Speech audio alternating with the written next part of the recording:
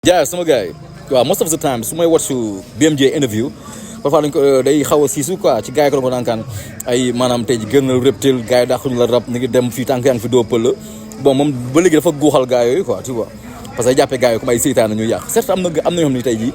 comme ay seytaane quoi suñu doon wax loolu noonu mais tamit BMJ il faut voir le côté positif de ce discours quoi maanaam tey ji ñu bëri ñu lay wax loolu parce que dañu lay yéene woon xam ne tant que yaa ngi nekk sous l'ombre de Dip Saint-Fil et de Samba pour nga écoloor day metti quoi sa vrai talent du génn quoi tu vois day mel ni rek Neymar mu nekk côté Messi pour mu am ballon d'or day jafe tant que mu ngi Barça quoi il faut mu génn dem feneen pour mën a am quoi yu na am sax léegi ñooñu ils n'ont pas totalement tort parce que bu ñu xoolee tey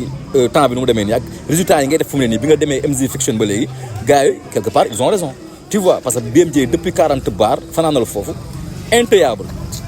intouchable kenn mëntu ko téye quoi yu na am sax donc ñooñu quelque part tamit ils ont raison ils avaient raison de te dire quitteel quoi tu vois léegi nag benn kii nga am quoi benn révérence tu tires ta révérence si maanaam ni nga génnee reptile maanaam tey ji génn nga fa et tu restes en de bons termes ak gars yi ay Dip ay Samba quoi maanaam li anglais bi naan never bite the hand that feed you yow loolu da nga loyal to Dip loyal to your friendship te loolu nga bëggoon sàmm quoi maanaam bëggoon kon génn bu ñaaw te loolu réussir nga ko quoi tu vois mais tamit bu guuxal gars yooyu tamit tu vois jàppaleen ay seytaane que ça quoi am na si ñoo xam ne ils ne voulaient que ton bien parce que xamoon nañ ne tey ji boo génnee di nga def dara te ils ont raison bi nga demee MZ Fiction ba léegi